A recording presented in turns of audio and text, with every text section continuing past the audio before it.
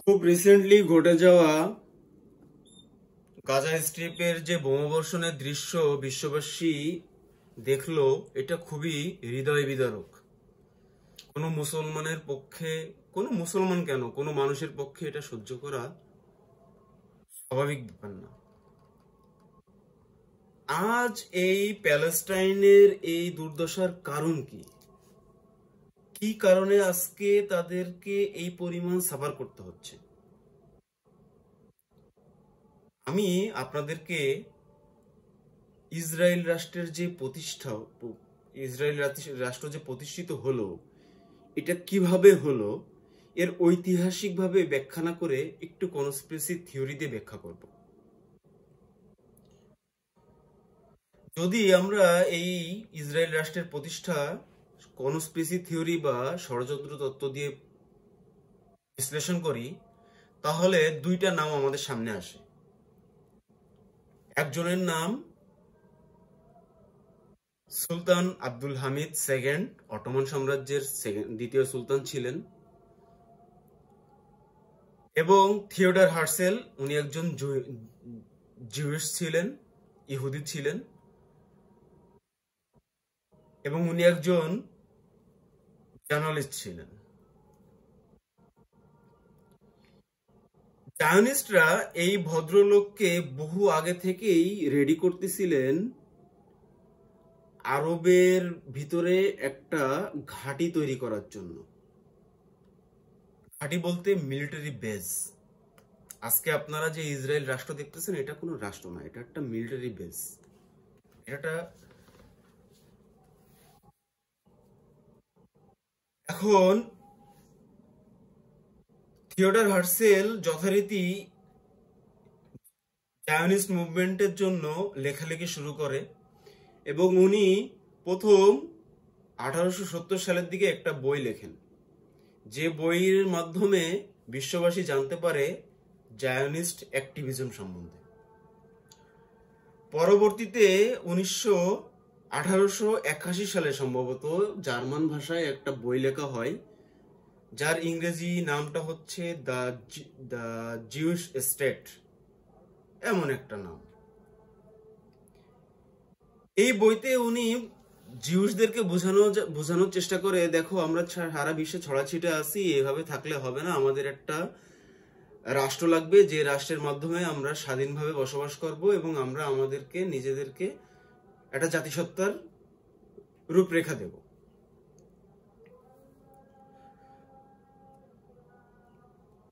আসলে জিউসদের সাথেও জায়নিস্টরা প্রতারণা করেছে।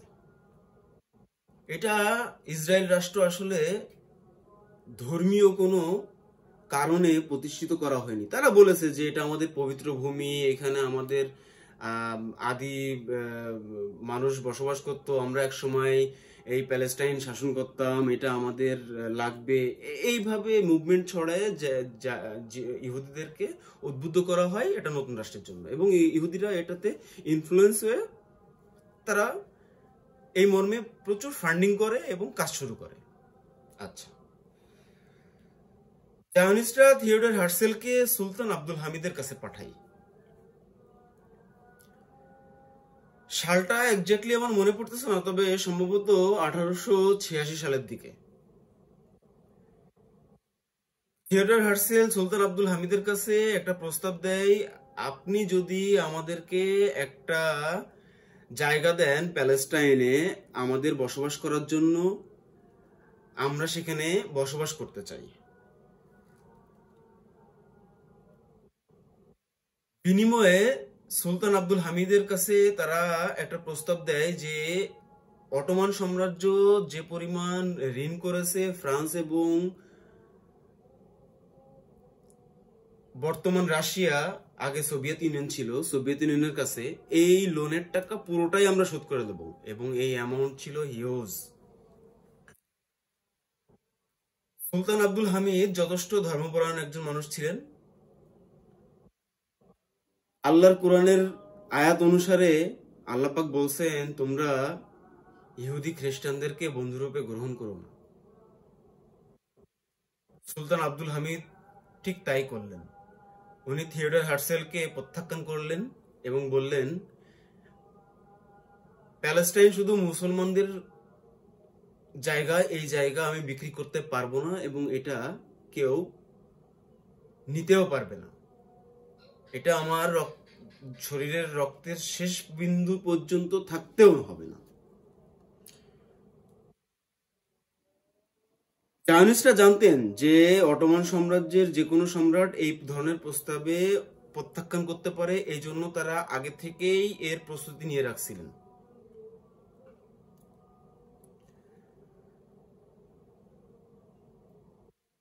সালটা সম্ভবত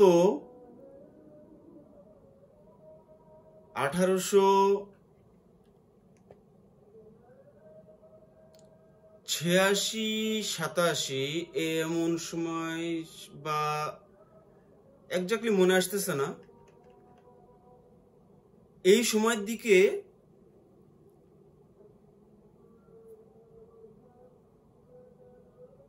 জিউসরা প্যালেস্টাইনে বসবাস করত খুব শান্তির সাথে। প্যালেস্টাইনে জিউস, খ্রিস্টান, মুসলিম সবাই খুব শান্তির সাথে বসবাস করত। তার একটাই কারণ, সেটা হচ্ছে সুলতান আব্দুল হামিদ বা অটোমান সাম্রাজ্যের সম্রাটরা ন্যায়ের পক্ষে থাকতেন এবং ন্যায় নীতি প্রতিষ্ঠা করতেন এবং জনগণের সাথে অত্যাচারী হতেন না। তারা একটা কল্যাণ রাষ্ট্র হিসেবে অটোমান সাম্রাজ্যকে প্রতিষ্ঠিত করার সাফল্য দেখায়। যাই হোক, জায়নিস্টরা যখন সুলতান আব্দুল হামিদের কাছ থেকে প্রত্যাখ্যান হয় এবং থিওডর হার্সেল তখন আরো ডিপলি অ্যাক্টিভ হয়ে যায়। তারা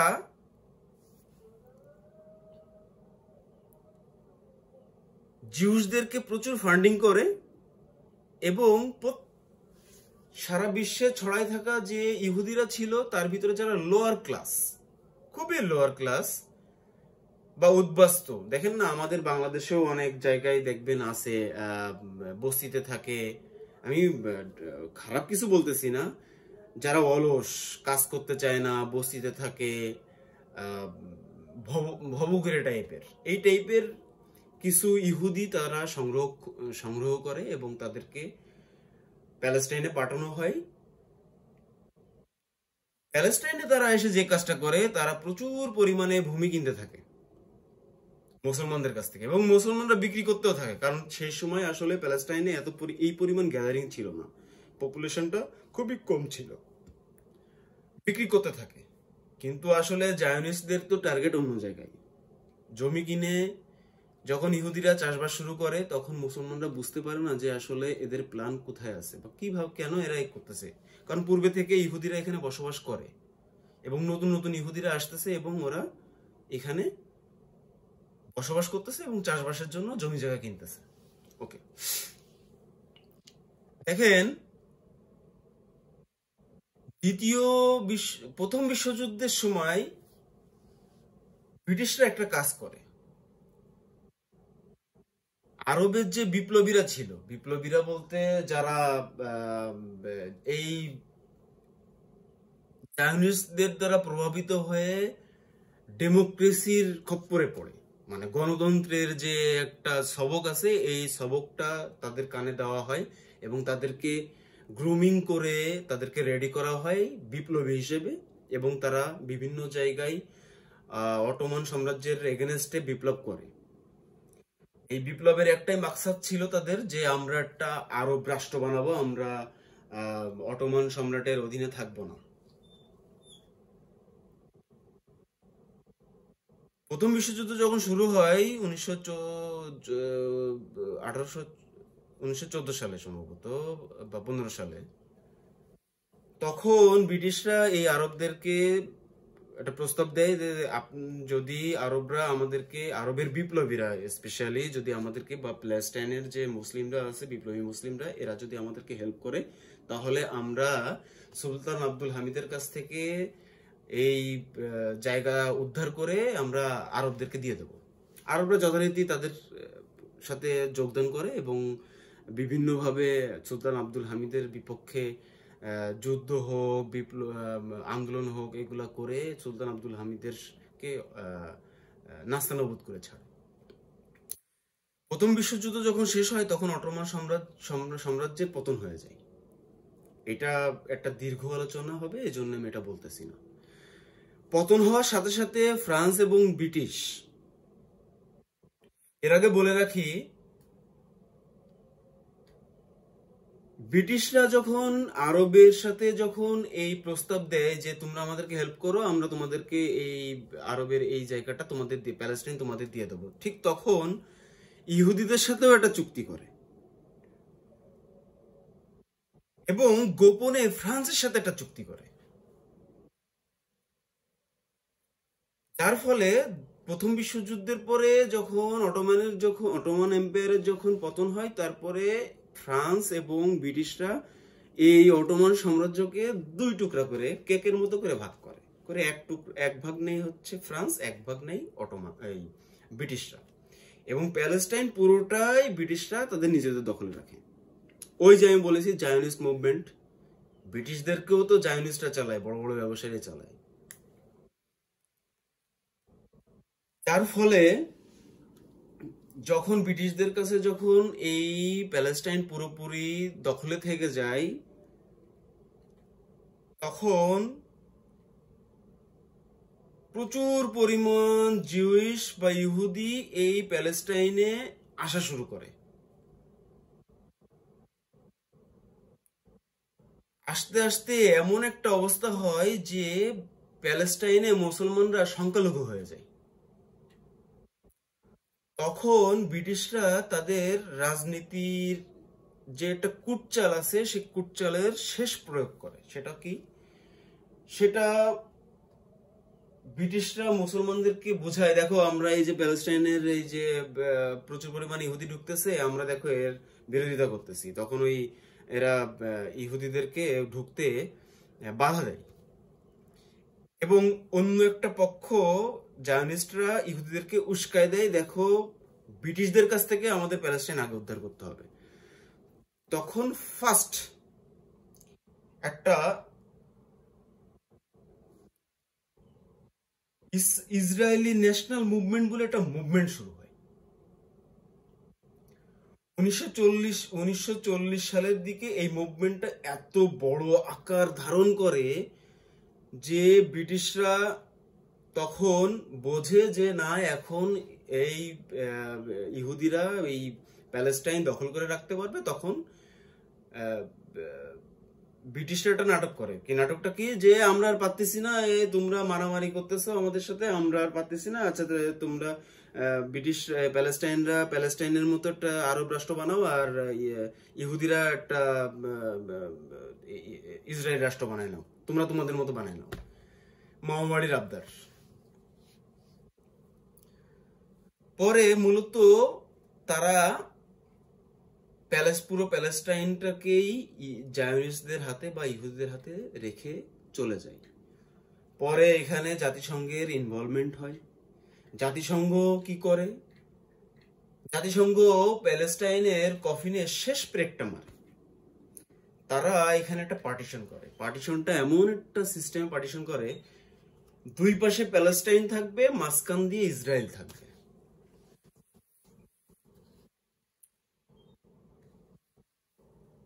তার ফলে কি হলো, মুসলমানদেরকে যতগুলোই ছিল এদেরকে আরো দুর্বল করা হয়। অন্যদিকে ইহুদিদেরকে, বিশেষ করে আমেরিকা এবং ব্রিটিশ, এই দুইটা দেশ প্রচুর পরিমাণে অস্ত্র সাপ্লাই করে এবং ট্রেনিং দেয়। এর আগেই ট্রেনিং দিয়ে রেডি করে তারপরে রেখে চলে গেছে আর কি। এরা যেই জিনিসটা করে সেটা হচ্ছে এমন ভাবে জায়গাটার পার্টিশন করে যাতে মুসলমানরা নড়তে না পারে, এবং পার্টিশনে 55 থেকে 56 বা 57% ইসরায়েলকে দেওয়া হয় এবং 40 থেকে 43% দেওয়া হয় প্যালেস্টাইনের। এখন আরবদেরকে কিন্তু বহু আগে গ্রুমিং করা হয়েছিল। আমি একটা কথা বলছিলাম, ডেমোক্রেসি। এখন ডেমোক্রেসির একটা রুলস আছে, সেই রুলস অনুযায়ী কিন্তু জাতিসংঘ এটাকে ভাগ করছে যে একটু বেশি দিলাম ইসরায়েলকে আর একটু কম দিলাম প্যালেস্টাইনকে। তাতে কি হলো, প্যালেস্টাইনরা হয়ে গেল সংখ্যালঘু জায়গার ক্ষেত্রে, মানুষের ক্ষেত্রে, এবং ইসরায়েলরা হলো সংখ্যাগুরু জায়গার ক্ষেত্রে এবং মানুষের ক্ষেত্রে। এখন ডেমোক্রেসিতে একটা রুলস আছে, সেই রুলসটা হচ্ছে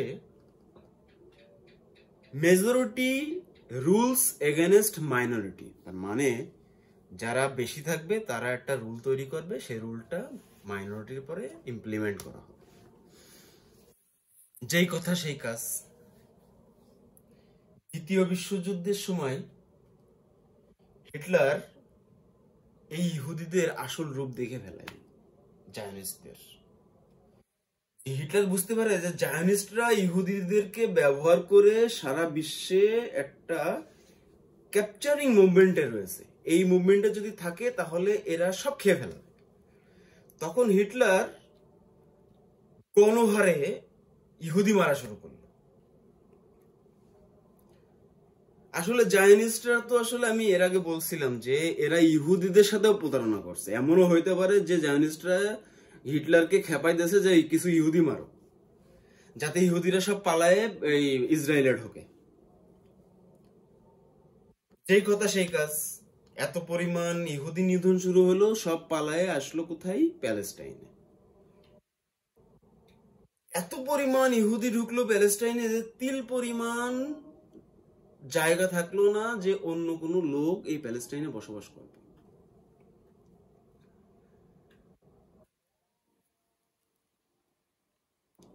যাই হোক,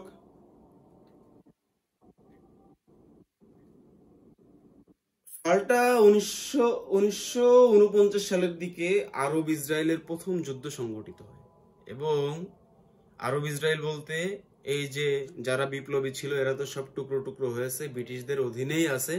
ব্রিটিশরা মূল ঝুলাইতেছে আর ওরা বলতেছে যে আমরা রাষ্ট্র পেয়ে গেছি। এই জর্ডান, ইয়েমেন, সৌদি আরব, ওই পাশে ইজিপ্ট আছে, এর সবাই মিলে একসাথে এরা বললো যে আমরা মানি না, এইভাবে আসলে মুসলমানদের পরে অত্যাচার হচ্ছে, এই অত্যাচার মানি না। যুদ্ধ শুরু করলো। এটাও জায়নিস্টদের একটা ষড়যন্ত্র হতে পারে যে মুসলমানদেরকে উস্কাই দিয়ে যুদ্ধ বাঁধাবে। এই যুদ্ধের ফলে যেটা হলো, 1949 সালের এই যুদ্ধের পরে আরবদের শোচনীয় পরাজয় হলো। এই পরাজয়ের ফলে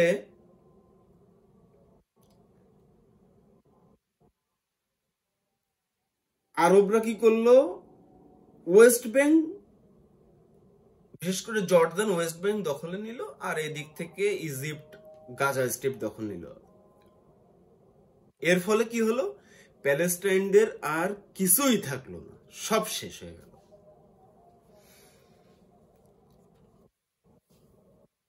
পরবর্তীতে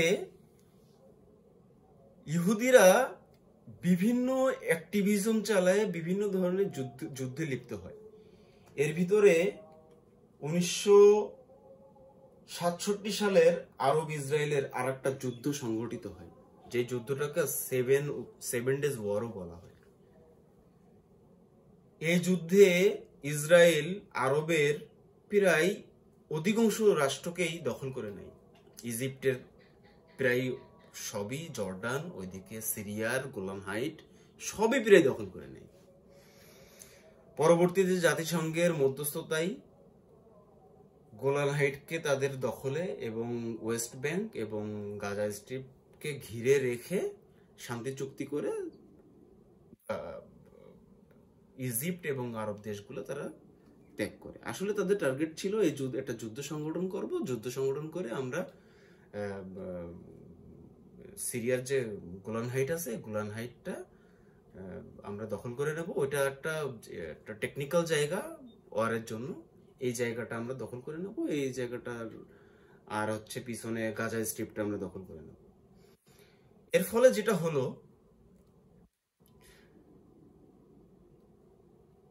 ইহুদিদের প্রচুর পরিমাণ পাওয়ার এসে গেল।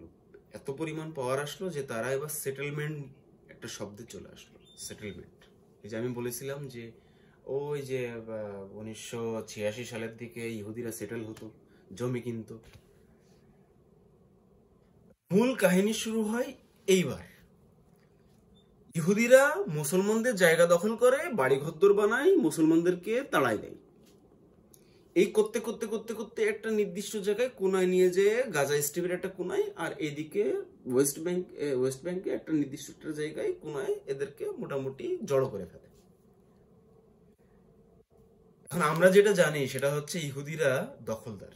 হ্যাঁ, ইহুদিরা দখলদার, কিন্তু মুসলমানরা এখানে বেশ বড় ধরনের একটা ভুল করে ফেলেছে।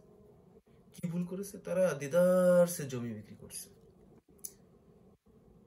আচ্ছা, ধরেন আপনার দাদার 100 বিঘা জমি আছে। আপনার দাদা কোন এক ব্যক্তি বা 100 জন ব্যক্তির কাছে চারিপাশ দিয়ে 70 বিঘা জমি বিক্রি করে দিয়েছে, আর মাঝখানে আপনারা আছেন। এখন আপনার বাপ চাচারা যখন বড় হয়েছে, তখন ওই যে 70 বিঘা জমির মালিক, এরা বলতেছে যে তোমরা মাঝখানে থাকতে পারবে না, তোমাদের এক কোনায় জায়গা দিচ্ছি, তোমাদের 30 বিঘা আছে, 30 বিঘা না, তোমাদের আমরা 40 বিঘা দিচ্ছি, এক জায়গা দিচ্ছি, কোনায় চলে যাও। কোনাটা কোথায়? সেই কোনাটা হচ্ছে, আমি বলেছিলাম যে প্যালেস্টাইনরা শরণার্থী হয়ে আরবে বসবাস শুরু করেছে। তা আরবে তোমাদের একটা জায়গা দিচ্ছে, সিরিয়ায় যাও, তুরস্কে যাও, জর্ডানে যাও, এখানে তোমাদের জায়গা দিচ্ছে, এখানে যা বসবাস করো। জোর যার মুল্লুক তার। মুসলমানদের পূর্বপুরুষরা যে ভুলগুলা করে গেছে, জমি জায়গা চারিপাশ দিয়ে ইহুদিরা কিনেছে, চারিপাশ দিয়ে কিনেছে, খুব টেকনিক্যালি এমন সিস্টেমে কিনেছে যে প্যালেস্টাইনে মুসলমানদেরকে টুকরো টুকরো টুকরো টুকরো টুকরো বাসস্থানে আবদ্ধ করে ফেলা আছে।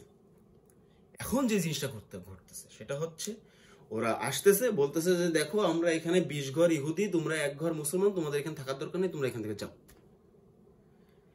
যেতে না চাইলে তাদেরকে মেরে ধরে উঠে যাচ্ছে।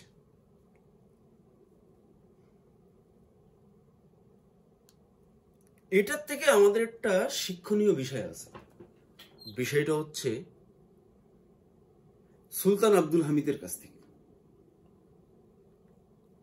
সুলতান আব্দুল হামিদ থিওডর হার্সেলকে বলেছিল যে আমি আমার গায়ের 1 ফোঁটা রক্ত থাকতেও তোমাদেরকে এই ভূমিতে বসবাস করতে দেব না।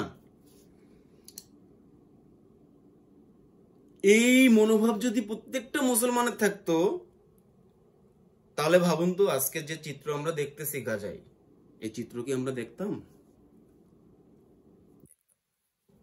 কারণ মুসলমানদের পূর্বপুরুষরা বেঁচেছে আর বসে বসে খাইছে, আর ইহুদিরা এই এই ছন্ন ছাড়ারা এসে এখানে চাষবাস করেছে, করে তারা এস্টাবলিশড হয়েছে।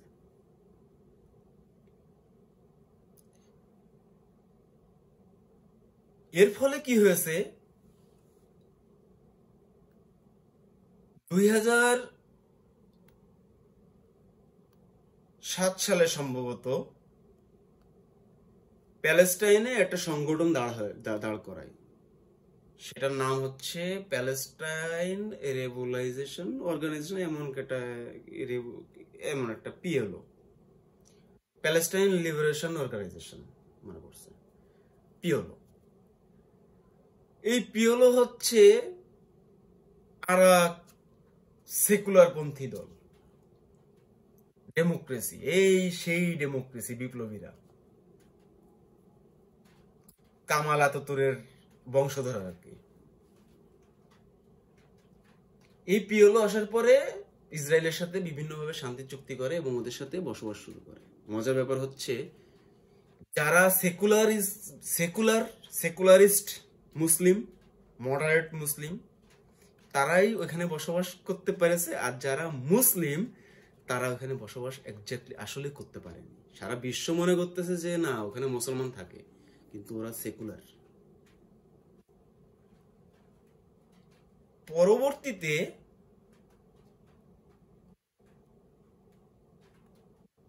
হামাস বলে একটা সংগঠন করে গাজা স্ট্রিপে। আমি মনে করি, আমার ব্যক্তিগত ওপিনিয়ন, এই হামাসও জায়নিস্টদের ইন্ধনে সংগঠিত হয়েছে। আপনাদের শুনতে জিনিসটা খারাপ লাগতেছে, তারপরও ব্যাপারটা আমি একটু বলি। হামাস যেটা করলো, হামাস যখন সংগঠিত হলো তখন